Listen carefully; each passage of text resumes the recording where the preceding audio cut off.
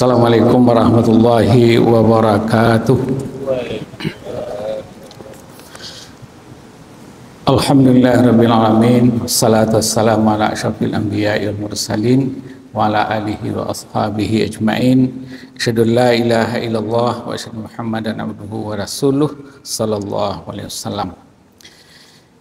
Qala Allah Ta'ala fil Qur'anil Karim. Bismillahirrahmanirrahim. Ya ayyuhalladzina amanu la takhunullaha war rasul wa takhunu amanatikum wa antum ta'lamun wa'lamu annama amwalukum wa auladukum fitnah wa annallaha indahu ajrun azim. Sadaqallahul azim. Dengan nama Allah yang pengasih lagi penyayang, hai orang-orang yang beriman, janganlah kamu khianati Allah dan Rasul, dan jangan pula kamu khianati amanah-amanah yang kamu terima, wa antum ta'lamun, sedangkan kamu mengetahui. Hai orang-orang yang beriman, ketahuilah, sesungguhnya harta dan anak-anak kamu adalah cobaan bagi kamu. Sesungguhnya di sisi Allah ada upah yang besar.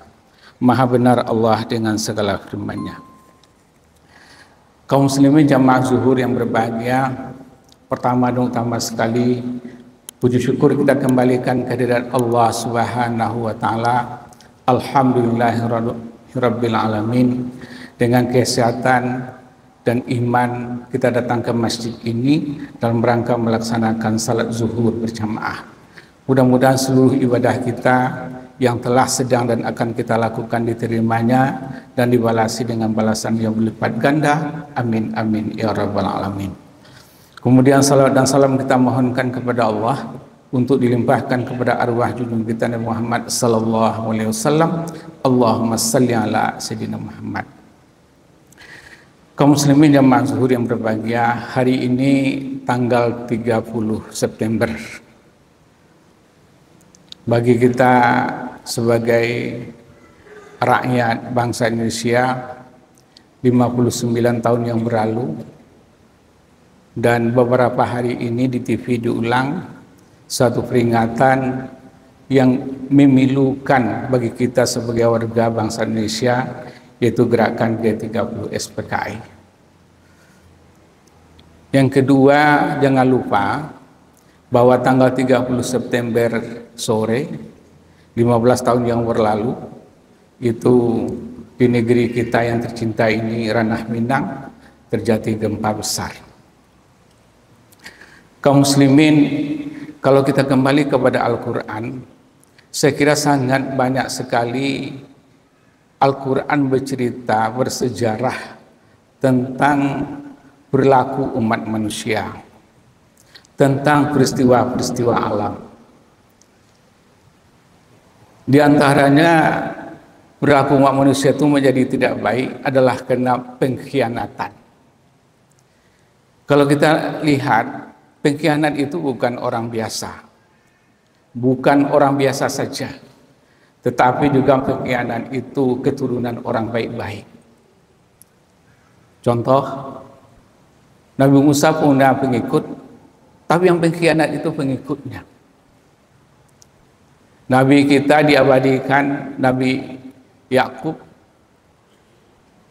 itu punya anak yang bernama Yusuf, tapi yang berkhianat itu saudara-saudara Yusuf.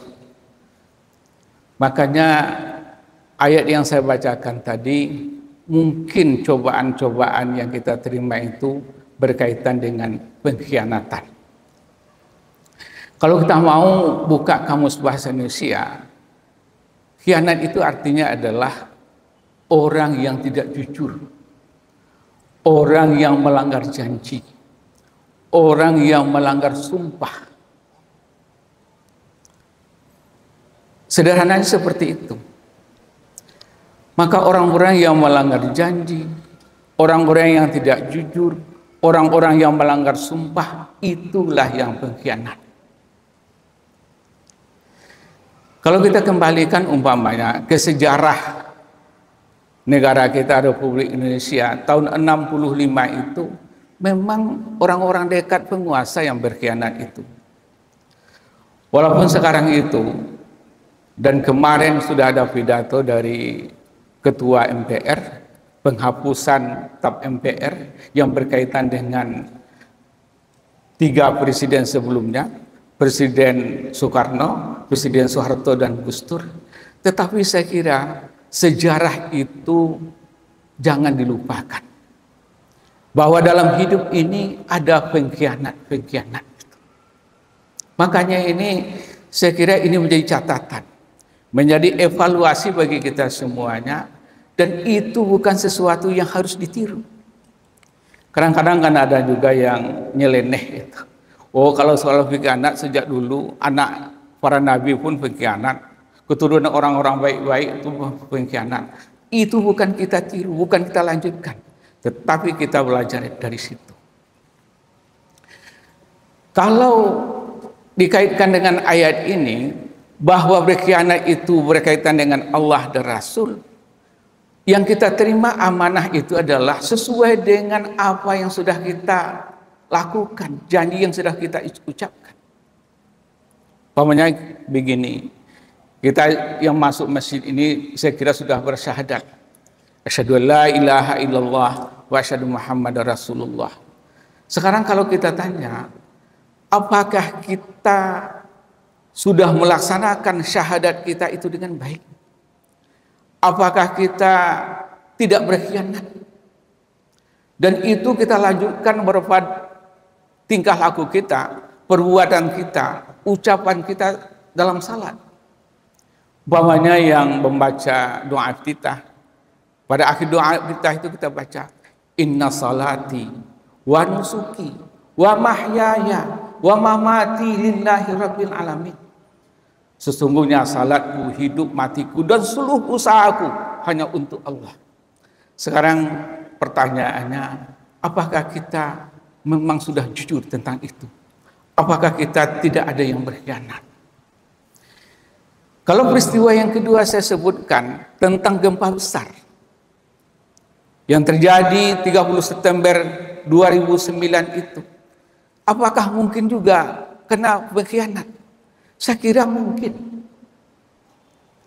Apa yang terjadi sebelum itu, kalau kita lihat, kita evaluasi, banyak hal-hal yang mungkin merupakan pengkhianatan kita sebagai hamba Allah, sebagai seorang muslim, mungkin sebagai seorang orang Minangkabau. Saya kira hari-hari ini banyak berita, banyak hal yang tidak baik. Banyak kejadian yang tidak menyenangkan telinga kita.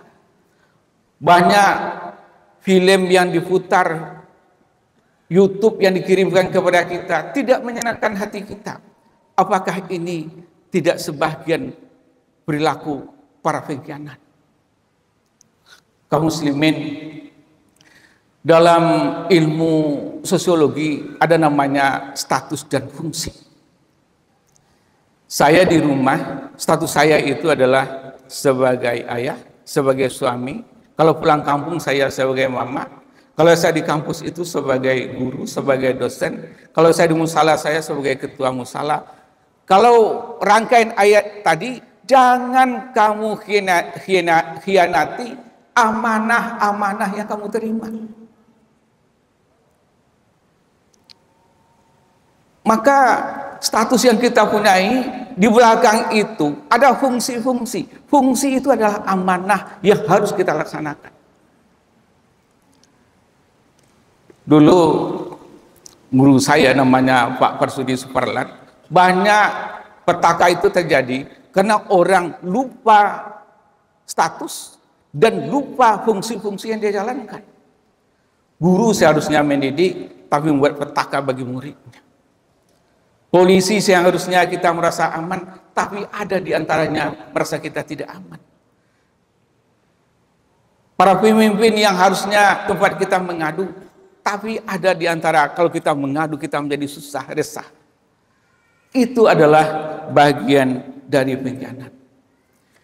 Kaum muslimin, tetapi sekarang seolah-olah istilah itu diringankan. Apalagi ini dalam memilih orang-orang yang kita serahkan sebagian dari harapan kita, keinginan kita kepada dia. Mulai pimpinan RT sampai ke atas, sampai ke pimpinan negara ini. Seolah-olah kita ringankan. Kalau mau menjadi ini, menjadi itu, dia berpidato. Kata teman, PHP, memberi harapan palsu. Tapi PHP itu kalau kita bawa kepada ajaran agama kita, saya kira adalah sebuah gambaran akan terjadi pengkhianatan. Kenapa begitu? Karena rata-rata orang yang memberikan PHP itu adalah orang yang tidak jujur.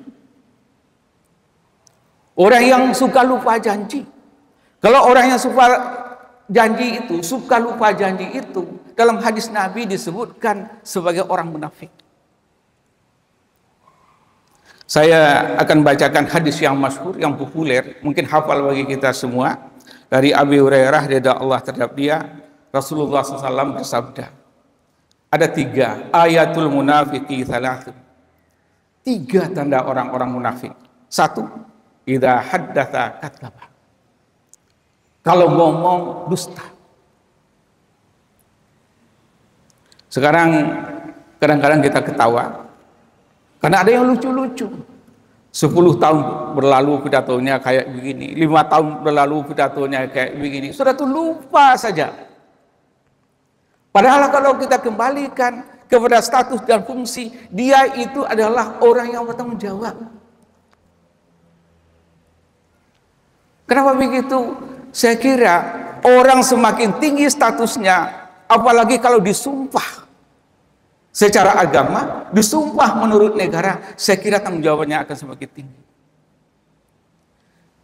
Saya juga mengevaluasi, saya 5 kali disumpah selama saya berada di UIN Imam Bonjol Padang atau di IAIN dulunya, 5 kali. Saya evaluasi mana yang tidak saya laksanakan, mana yang dosa-dosa. Saya tahu gitu. Kalau lebih tinggi dari itu lagi, tentu lebih berat. Lebih berat gitu. Saya pernah dengan salah seorang yang tahulah ilmu pemerintahan, tahu ilmu hukum. Kalau umpama jalan di sekitar kota Padang ini, itu ada kecelakaan, orang masuk lubang, yang bertanggung jawab itu siapa? Kiranya secara hukum yang bertanggung jawab itu adalah penguasa, pemerintah, bisa dituntut. Tapi yang terjadi itu apa? Rasakan sendiri, malahan yang korban pun itu akan dapat beban yang berat. Saya kira ini adalah sesuatu yang perlu kita koreksi.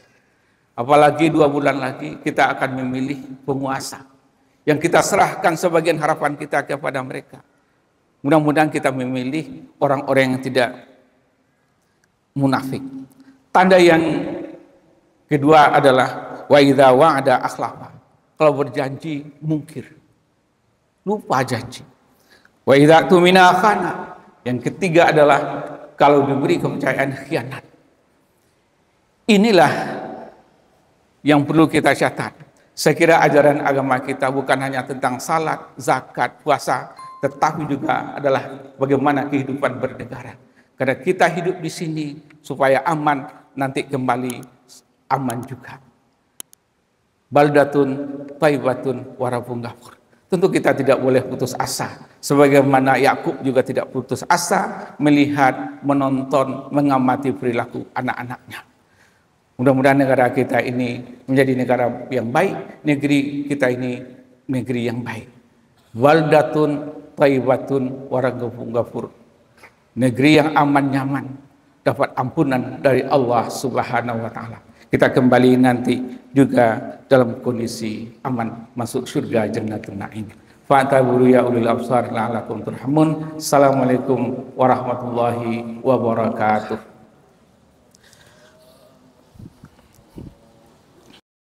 Mm-hmm.